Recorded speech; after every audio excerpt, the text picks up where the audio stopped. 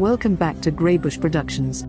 Tensions between Israel and Hamas have been heating up ever since Hamas launched its genocidal cross-border raid into Israel October 7th, killing 1,400 people, mainly civilians, injuring thousands more and kidnapping 250 people including babies and elderly Holocaust survivors.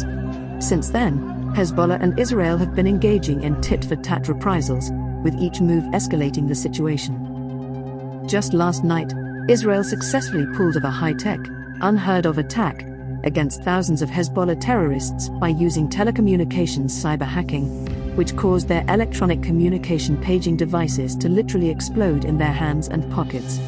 Lebanese offices reported that, quote, pages belonging to Hezbollah militants had exploded, end quote, and the health minister reported casualties in the many hundreds. As normal, and pursuant to its policy of not claiming responsibility for acts of aggression in foreign nations, Israel declined to comment. Israel's bold attacks, however, came shortly after it warned Hezbollah that unless Hezbollah ceased all act of aggression, they were considering stepping up their military campaign against the terrorist organization. If anything, this proves that when Israel gives a warning that is not heeded, deadly consequences are sure to ensue. Hezbollah officials have reported that pages belonging to its members had exploded, but that the cause was being investigated. Hezbollah media outlets reported that 3 people, including a child, were killed, which did not assign blame for the blasts.